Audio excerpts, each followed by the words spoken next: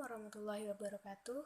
Perkenalkan, nama saya Devina Komalasari dari jurusan Psikologi Islam BP20. Di sini saya akan melakukan ujian UTS untuk mata kuliah praktek pengamalan ibadah. Pada taharah ini terdapat 5 materi. Yang pertama itu taharah, yang kedua mandi, yang kedua istinja, yang ketiga mandi, yang keempat wudhu, dan yang kelima tayamum. Yang pertama yaitu taharah. Yang pertama, taharah menurut bahasa yaitunya suci dan bersih. Sedangkan menurut istilah syara' taharah yaitunya suci dari dan bersih dari hadas dan najis. Pembagian najis dan cara membersihkannya. Yang pertama yaitu najis ma'fu anhu, yaitunya najis yang dimaafkan, yaitu seperti darah binatang yang tidak mengalir, seperti contohnya darah nyamuk. Yang kedua yaitu najis mukhafafah, yaitunya najis ringan. Najis ringan ini seperti buang air kecil bayi laki-laki yang belum berumur 2 tahun atau yang belum pernah memakan sesuatu selain ASI. Pembagian najis yang ketiga yaitunya najis mutawasitah atau najis sedang. Najis sedang ini yaitunya sesuatu yang keluar dari kubul dan dubur, seperti contohnya darah, nanah, muntah, minuman memabukkan, madi, dan wadi. Pembagian najis yang keempat yaitunya najis mukhaladah atau najis berat, yaitu sesuatu yang berhubungan dengan anjing dan babi.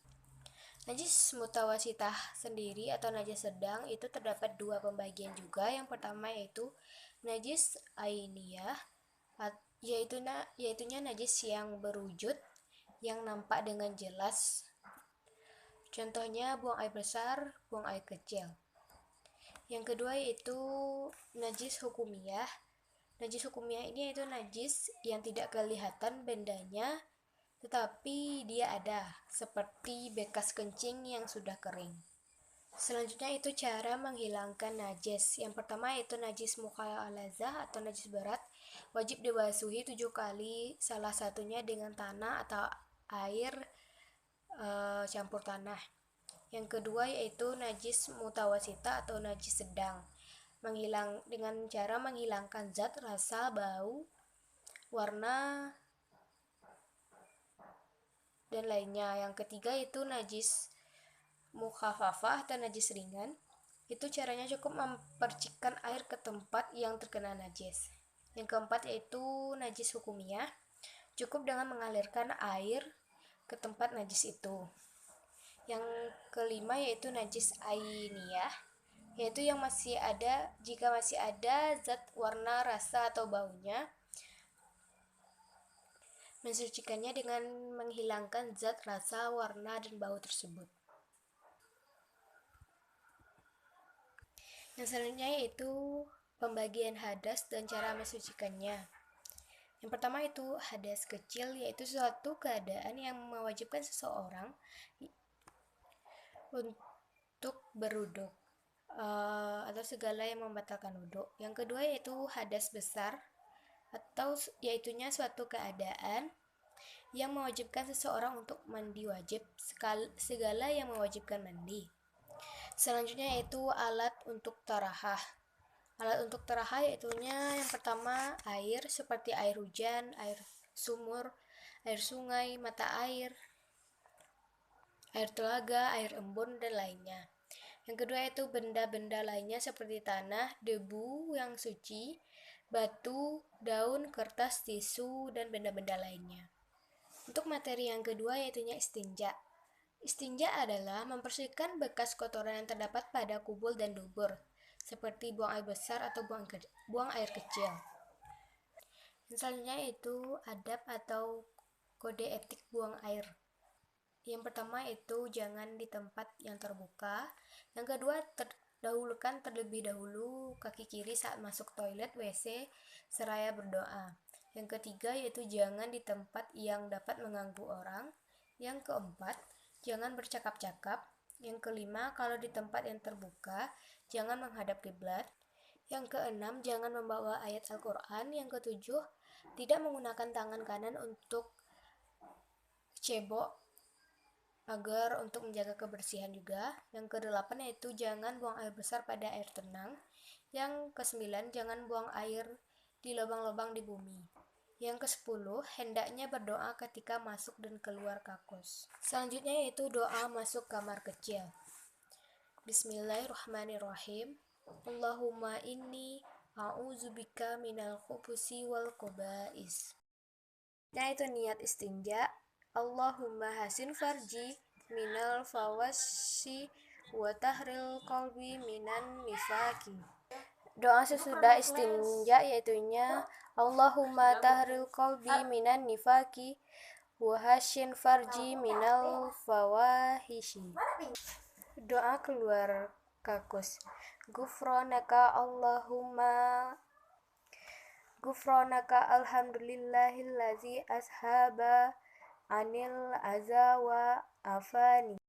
Itunya tentang mandi. Yang pertama, mandi adalah meratakan air ke seluruh badan dengan niat bersih dari hadas besar.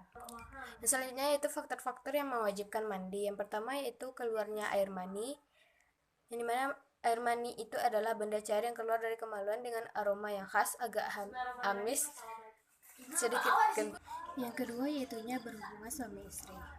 Yang ketiga yaitu wanita yang telah selesai masa haidnya. Yang keempat yaitu selesai masa nifas.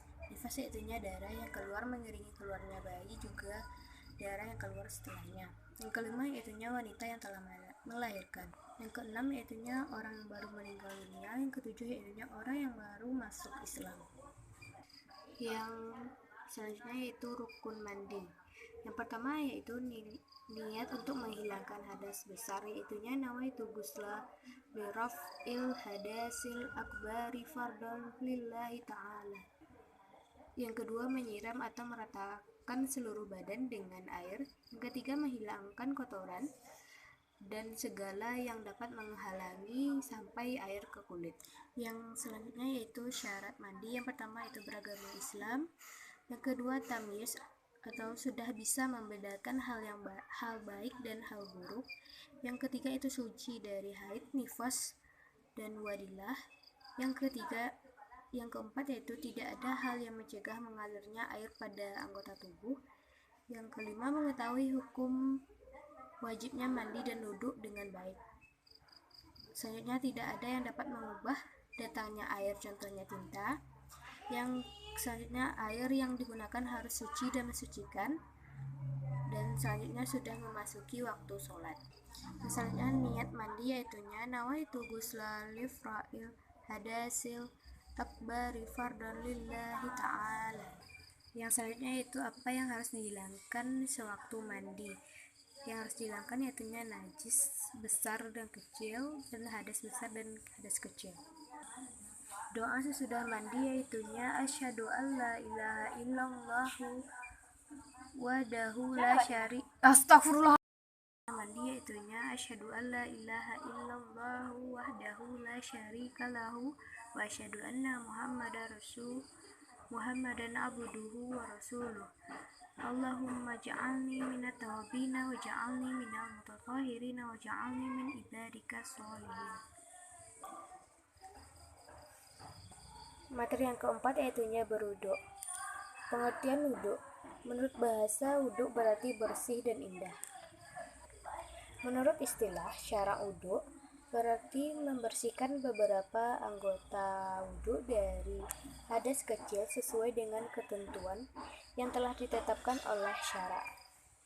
Rukun dari wudu sendiri yaitunya yang pertama niat, yang kedua membasuh seluruh muka, membasuh kedua tangan, mengusap sebagian rambut kepala, membasuh kedua telapak tangan sampai kedua mata kaki, dan yang terakhir yaitu tertib atau berturut-turut. Yang selanjutnya yaitu syarat sah wudu. Yang pertama itu Islam, yang kedua tamyiz, yakni bisa membedakan hal yang baik dan hal yang buruk. Yang ketiga yaitunya tidak berhadas besar. Yang keempat, dengan air suci lagi mensucikan. Yang kelima, yaitu tidak ada sesuatu yang menghalangi air mengalir sampai ke seluruh tubuh. Yang keenam, mengetahui mana yang wajib, fardu, dan mana yang sunnah. Selanjutnya, hal-hal yang membatalkan wudhu. Yang pertama itu keluarnya sesuatu dari kubul dan dubur, seperti buang air besar dan buang air kecil.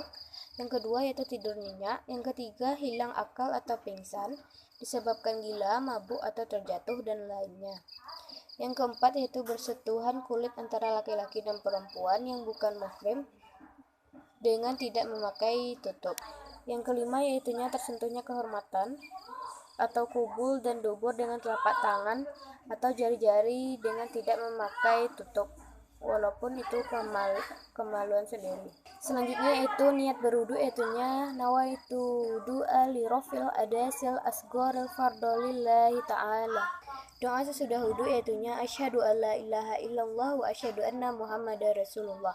Allahumma ja'alni minat tawabina wa ja'alni minal mutatahhirina wa ja'alni min ibadika sholihin. Materi yang selanjutnya yaitunya tayamum. Pengertian dari tayamum sendiri yaitunya adalah mengusap muka dan dua tangan dengan debu yang suci dengan beberapa syarat yang telah ditetapkan. Tayamum ini dapat menggantikan wudhu dan mandi bagi orang yang tidak menggunakan air dengan syarat tertentu. Syarat-syarat dari tayamum itu sendiri, yang pertama yaitunya tidak ada air dan telah berusaha mencarinya tetapi tidak menemukannya sama sekalipun.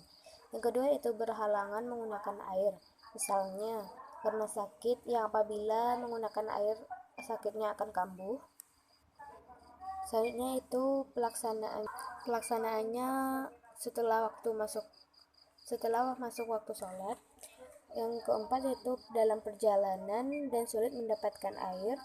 Yang kelima yaitu dengan debu yang suci. Selanjutnya rukun dari tayamum itu sendiri yaitu yang pertama niat tayamum untuk diperbolehkan mengerjakan sholat.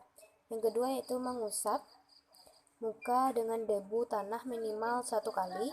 Yang ketiga yaitu mengusap 2 tangan hingga siku. Yang keempat yaitu tertib atau berturut-turut antara rukun yang satu dengan rukun yang lainnya. Hal-hal yang membatalkan tayamum, yang pertama itu segala yang membatalkan wudhu. Yang kedua itu mendapatkan air sebelum sholat, kecuali karena sakit. Yang ketiga itu murtad atau keluar dari agama Islam. Tayamum diperbolehkan apabila tidak adanya air yang cukup untuk berwudhu dan mandi. Yang kedua itu diperbolehkan bagi orang yang sakit atau lemah yang apabila terkena air penyakitnya akan kambuh.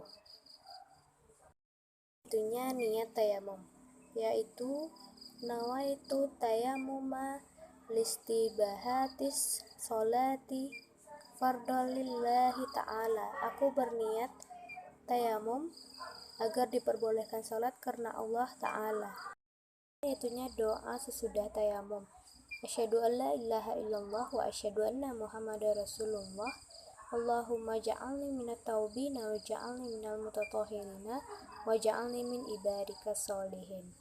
Demikianlah video dari saya yang dapat saya sampaikan untuk UTS praktek pengembangan ibadah. Sekian, terima kasih. Assalamualaikum warahmatullahi wabarakatuh.